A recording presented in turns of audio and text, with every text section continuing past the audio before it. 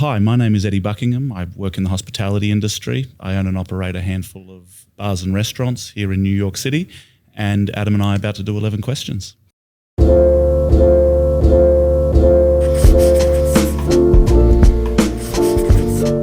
What are the top 3 Australian dishes that everyone should try at least once? So the 3 dishes, I'm going to do them in the pub context. Yeah. You know, Australia is a big country, a whole continent with all different kinds of informing, influencing factors and whatnot. But let's do this in the context of the pub. First and foremost, and the one that we sell, our daylight leader at Old Mates, is the Parma, a chicken parmigiana riff, done with a pub preparation, so typically served with both fries and a salad. It's a whole meal on one plate. Some basic mods you can take with it. I like mine with a slice of ham, which we call Victorian style. Some people like it with pineapple, if you like that sweet savoury mix. But the Parma is definitely the icon Aussie pub dish. There's something of a cultural battle, Parmy versus Parma. I don't engage in the cultural battle. Call it whatever you like, so long as you think it's delicious. Yeah. That being said, I call it the Parma only, and on the menu it's written up as Parma. However anybody wants to order it, they can. We know what you're talking about. I'm not going to fight you on it. Just I hope you enjoy it. So I'll go Parma 1. 2, we sell them at the pub and we sell a great deal of them, and they're very popular. It's not singularly a pub dish though. For me, it has a lot of memories and connotations of the football, the weekends and whatnot. And that is the Australian meat pie. Mm-hmm. It's basically a meal you can carry and hold one-hander. It can be lunch. It can be late night after a few schooners, whatever you like. But it's basically typically a steak and gravy pie, beef and gravy. It's not, the typification of Australian culinary experience, but it's a great meal and one I've had a few of in my day. So that would be a necessary stop. And finally, probably I think if you had to boil down Australian food to a single dish, and which is a gross simplification, but the salt and pepper calamari, I feel, is the quintessential Australian dish. I didn't know that. It's something that you will find. It's international. It's not singularly to Australia, but so many of our cultural informing influences are represented there. It's best done in Australia with a East Asian inflection, a Southeast Asian inflection, which is kind of Malay Peninsula Thai style preparations. But it also has history in Italian preparations like a calamari fritti and whatnot. And so it speaks to whether you're drawing on the East Asian influence, the Southern European influence. If you're getting in a fish and chip shop or you're getting in a high-end restaurant, you'll find it available in all those kinds of venues. But it speaks to the migrant culture that's informed Australian food. It's also absolutely delicious. The salt and pepper calamari I think of as one of the quintessential Australian dishes. Nice. What are the top 3 drinks that everybody should know how to make? Rather than single drinks, I'd probably speak more to methods. If you want just a basic cocktail basis. As to singular drinks, everybody's going to have their own preferences, their own palates. It'll be informed by climate, time of year. So I try to avoid generalist advice because nothing will work for every instance. Mm-hmm. But if you're aspiring to have a basic drinks capacity for friends or guests or whatnot, there's rather you go for 3 methods. The first is how to make a quality stirred drink. And if you do that, you can then make a martini, a Negroni, old fashions, any stiff spirit-based drink. Very, very basic in its preparation, but there is a right way to do it. So a basic stirred drink. More complex or one that requires more technique is a shaken drink. And if you can shake a drink, then you can make a margarita, a daiquiri, myriad other drinks. So you're kind of opening your capacity. And then the third is a built drink, how to build a drink correctly, which is not stirred or shaken, but built in a Collins glass. I could go into the particulars on them if you like. No, that's good. It's a solid base. If you aspire to have a basic cocktail function, you don't need to be making Ramos gin fizzes or egg flips or something. They're a bit too complicated. But if you can stir, shake and build, you can make a killer martini, a killer margarita and a killer Collins. You're going to make a lot of people very happy. Nice. What is it about Australian culture that makes us so successful in the hospitality industry globally? There's a lot of Aussies doing interesting things in hospitality worldwide. I think hospitality has a lot of things at its core that inform what good hospitality is.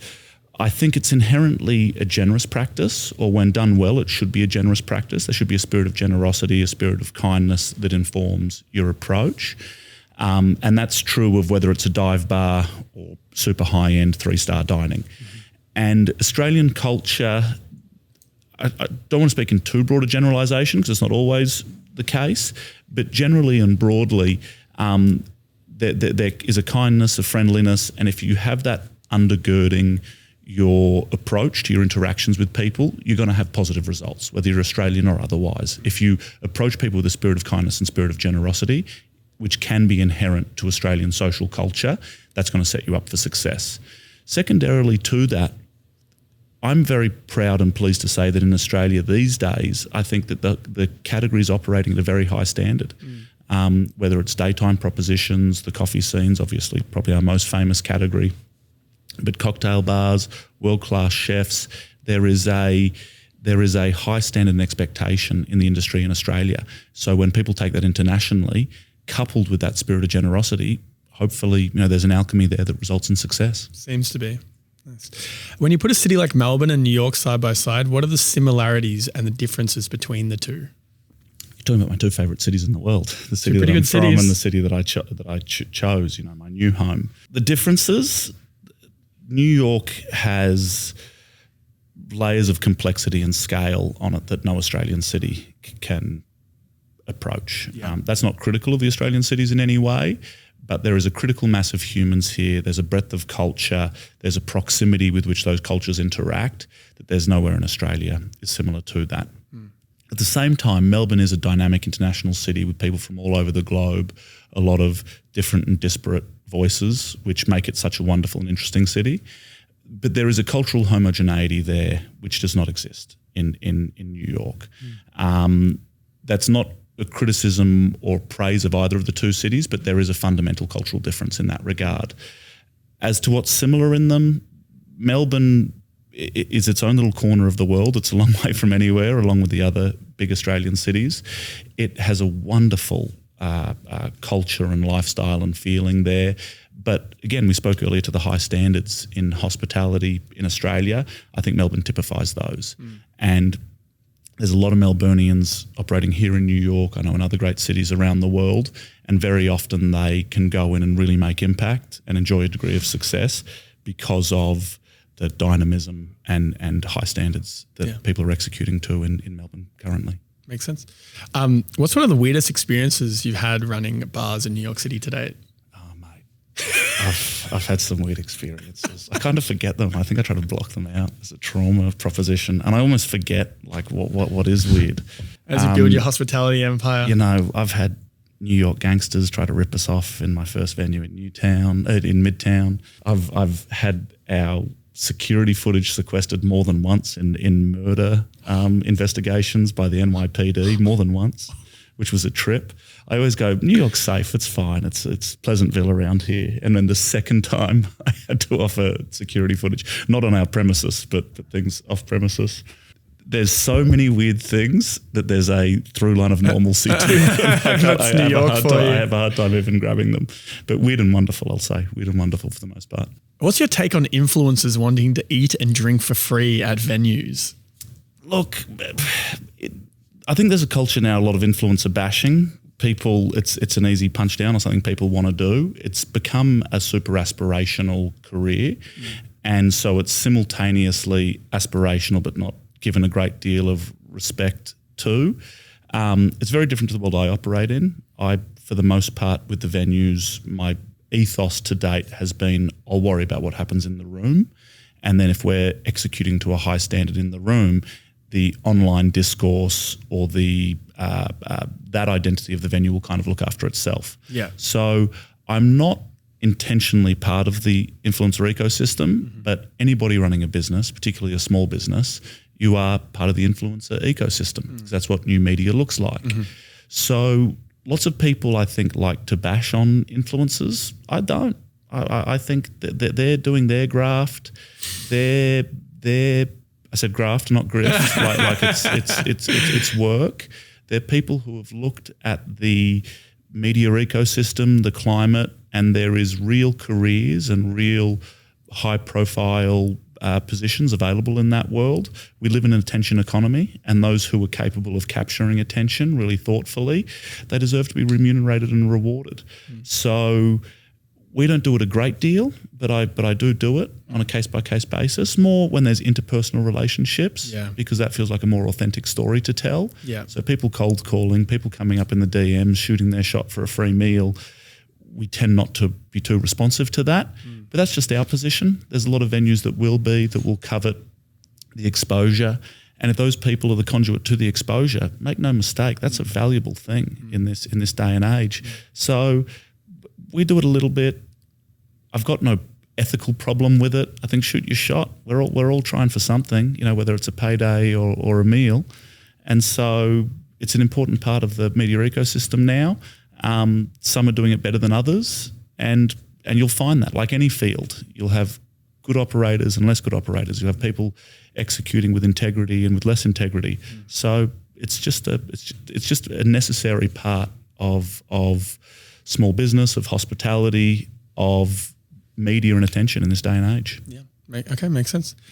What are the top things you've noticed that all failed hospitality concepts have in common? That's a good question. I'd say there's actually nothing in common. There are. They all fail for different reasons. There are innumerate ways to fail in hospitality. There are. I've seen some brilliant venues, very talented people, very engaged, very committed people, have well realized, well executed concepts that haven't worked, and there's so many reasons that can happen. It can be bad interior partnerships from the start, poor operational agreements, bad original, real estate. You're vulnerable in many, many ways opening a small business. So you'd love to be reductive and give the simple reason, hey, the food isn't good enough or whatnot. There are a lot of great chefs who aren't necessarily great business people or whatnot. So that there's not a singular unifying theme. The good news is there's not a singular unifying theme as to why venues are successful either. Tough then. It's a bit of art then. Yeah. It takes a bit of good luck, a bit of good timing, and a lot of good execution, a lot of hard work. They will be coherent in the successful venues, but there's a lot of different ways you can get unstuck. At the core of it, though, it's are you making less than you're spending?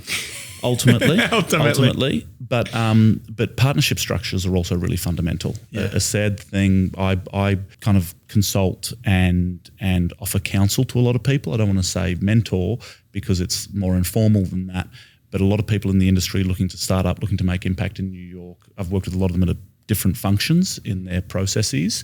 And the most consistent thing where people get unstuck is actually those very initial decisions, which is who they're going to partner with, what the structures are going to look like. And even in a successful enterprise, if that structure isn't built right, it's going to cause impact and issues down the line. Something I've also seen is people underestimate the volume and nature of work required to have a hospitality project operate and be successful with longevity.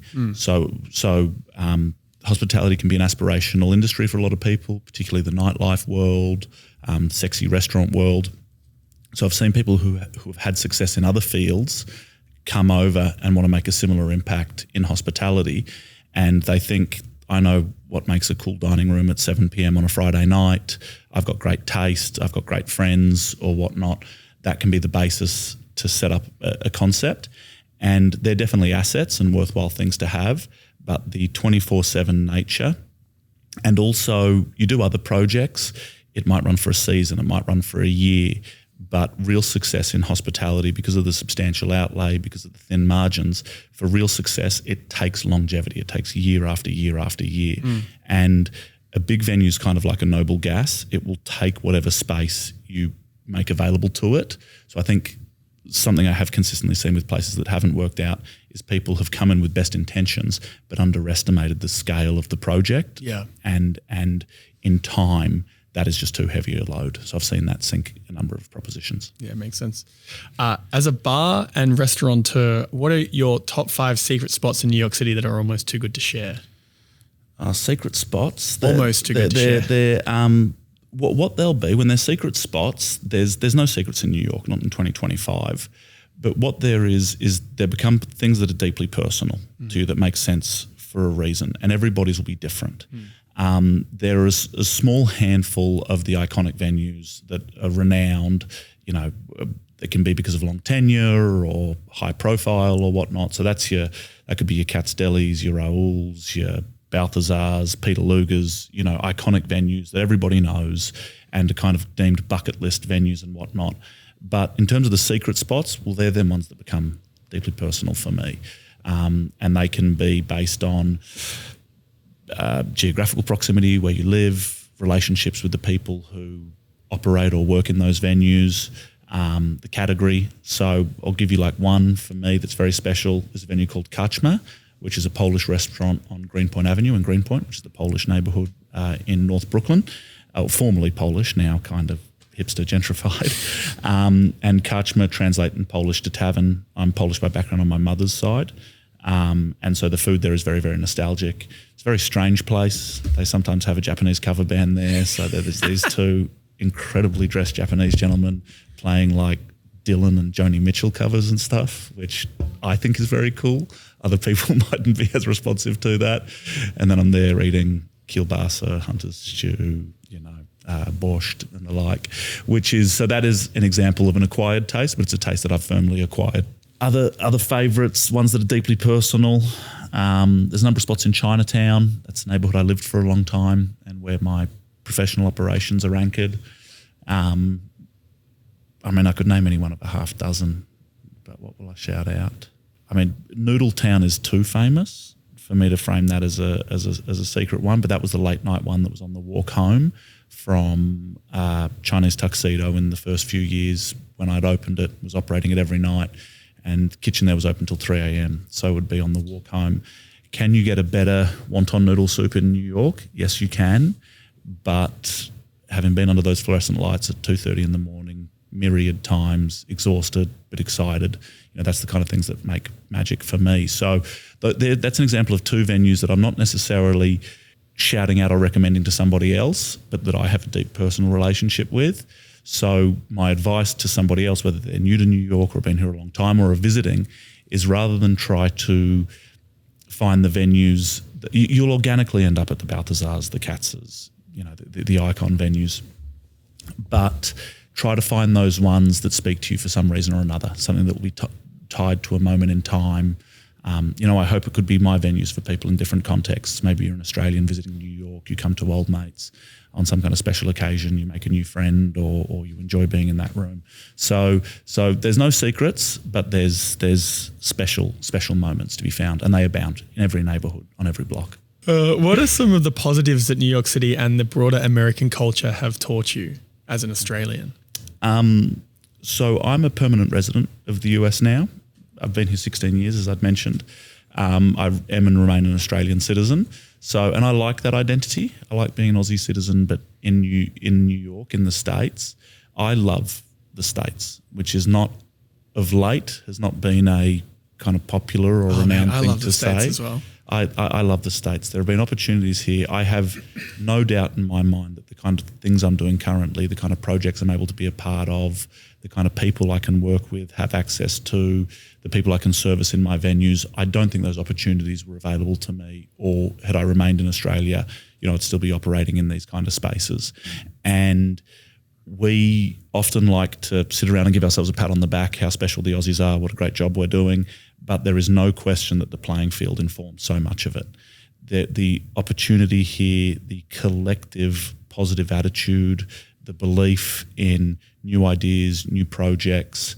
I don't mean to be a cliche about it, but it is the American way.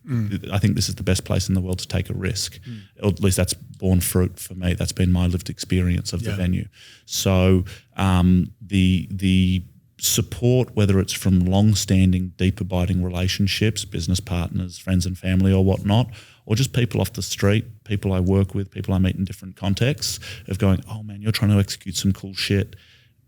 We embrace that. We support that. How can I help? Yeah. Let me bang the drum for you. Yeah. I want to be associated. I want to be part of it. Yeah. I want to be a cheerleader like that.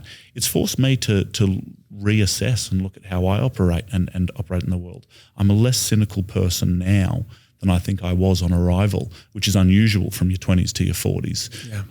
And that is the New York mindset and attitude that's informed that. So I'm deeply grateful for this place, this town, and feel a part of it in that regard. Nice. What's the best piece of advice you've received in relation to business, and how did you apply it in your life? So I really try to avoid generalist advice. I don't think it's often very productive. We need like a little disclaimer in the bottom of this whole podcast. I think people who champion, singular statements for all moments and whatnot, I think it's reductive and often doesn't serve you. And we're all different, and we're all in different contexts and moments. So there can't be singular mantras that we return to. But I do have one that actually kind of speaks to that. I had a bad boss a long time ago, and this is a piece of advice from a bad boss. So this was somebody who had an anger management problem. This was living in Sydney. So my hometown's Melbourne. I had a couple of years in Sydney before moving to New York. And he was a golfer. And he was giving me advice. He'd chewed me out for something or other, given me a red hot spray. And he felt that I was underdone in my people management, that I wasn't explicit enough, I wasn't forthright enough, not using anger as a tool, which is not something that I would naturally gravitate towards. But the way that he characterised it was in management and people management, you need to approach things like a golf bag, a set of clubs in a golf bag. You have 14 clubs in a golf bag, and there's no one thing that you can use every time. There's a time you need to use the driver. There's a time you need to use the pitching wedge. Sorry to anybody who's not a sport head who might be listening. But what it is it means having a broad set of tools that you take to approach issues with. So, and that from time to time, and I did not particularly like this gentleman. I don't think he was a great boss. He ran a big team. But I have occasionally from time to time go, okay, I have a problem here that isn't working out the way that I would like it to. My typical approaches and the typical tools that I would engage and use to work through this are not working. I need to broaden my scope and approach. And so just having a breadth and a variability, that was a reductive way to characterise that. And that is something that I, nearly 20 years on, do return to from time to time. Yeah, that's great. Well, I mean, aside from separate from the podcast, just as a little break to talk about that specifically, I found that when you have a deep domain expertise in something and then you provide very specific examples to that deep domain expertise, the internet tends to find the people that actually need to hear what you've got to say. That's an interesting way to think about it. Because AI knows everything now. So you can be specific, and you can be specific based on the context of using a lesson from your life and then the frameworks around the moment in time that you use to get to that decision that you made. And I found that's super useful for people. And I hadn't thought of that in that context. What I don't respond to is when people have a lived experience with an acute, distinct lesson from it, and then make that a non-negotiable general truism. Yeah. And you go just when people say, "Do you have one piece of advice for young people?" Absolutely, Thousands. I don't. There are some young people who need to be told, you need discipline, you need to surround yourself with good people and whatnot. And there's some young people who need to be told, you got to chill the fuck out. Yeah. And to paint them all with one brush, I think does them a disservice. So, but I hadn't thought of it in that context. Yeah. That the internet has a way of sorting. Yeah. I like that. Yeah. What is a small, nice, kind gesture that somebody did for you that had a massive impact in your life? What a sweet question and thing to reflect on.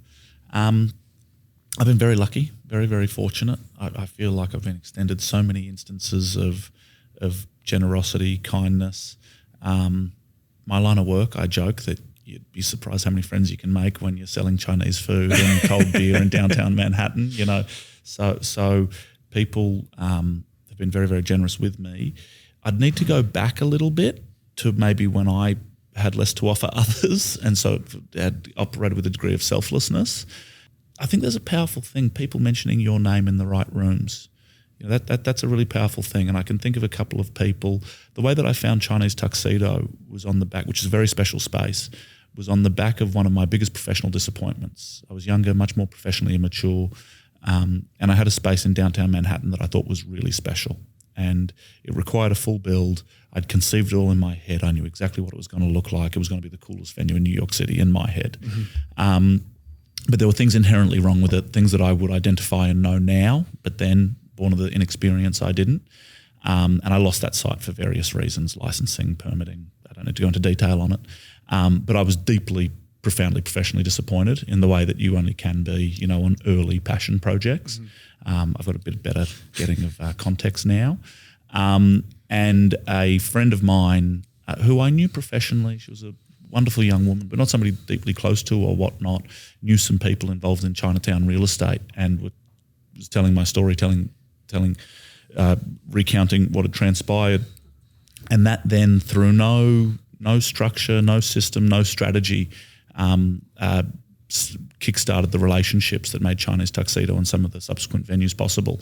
So sometimes you don't know what happens. Sometimes it really echoes and has major impact.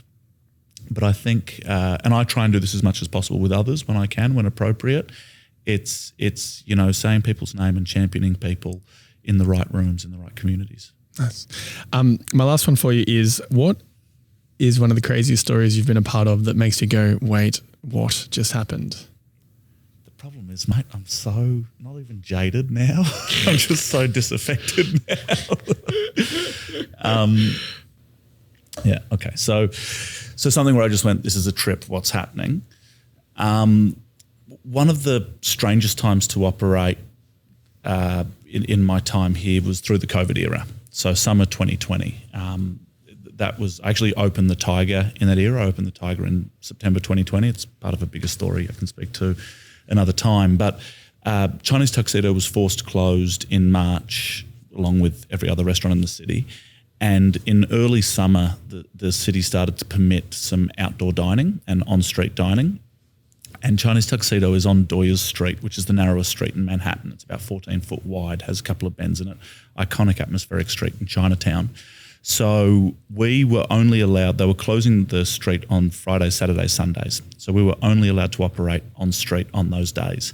And so we basically every day would go in, carry out the dining room furniture, and we have these big white marble rounds in Tuxedo, carry them out onto the street, set the tables on the street, and just run Chinese Tuxedo on Doyers Street. There were days we were rained out. There were days, it was all crazy scenes. But a lot of fun. It had this carnivale feel. Some people at that moment in time weren't leaving the house. Some people were absolutely itching to, and we were really accommodating to those who were keen to get out and amongst it. So they had this wonderful energy and feeling. It was mostly young people, excited to be out and together. Staff were masked and whatnot. But it was also at the height of the George Floyd summer, the Black Lives Matter summer of 2020. So it was tense, tensions were high. And I remember one night, so that's downtown Manhattan, not far from One Police Plaza, not far from City Hall. So there was a lot of protest activity and a lot of things happening in that area, which meant every day you'd start work and you had no idea how things would transpire. We didn't know if we'd get shut down mid-service because of a health protocol or police action or whatnot. But I remember it was a Sunday afternoon. The place just felt magic. We probably had about 50 people sat out on Doyers Street. It was a strange service, but the service was singing. And there was an enormous Black Lives Matter protest going up the south end of Bowery, which was the end of our block. And then before we knew it, there were 120 riot cops on bicycles, on mountain bikes, came down the other end of Doyers Street. So we're on this tight, tiny little street with tables there and everything, as with dozens and dozens of police on mountain bikes navigating through. And I've got like servers walking with trays of drinks and whatnot. And it was one of those moments where I just stood there and going, man, I'm just a bartender.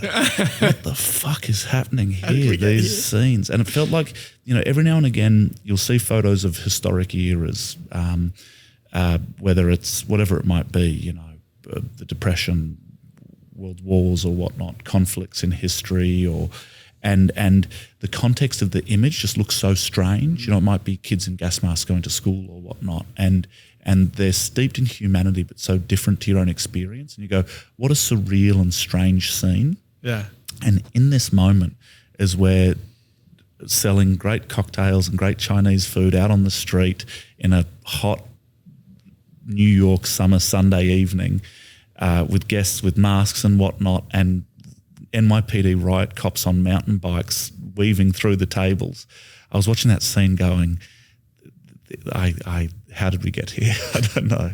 Nice. That's a good one to wrap up. So I'll see you on the other side. Great. Nice. Thanks, mate.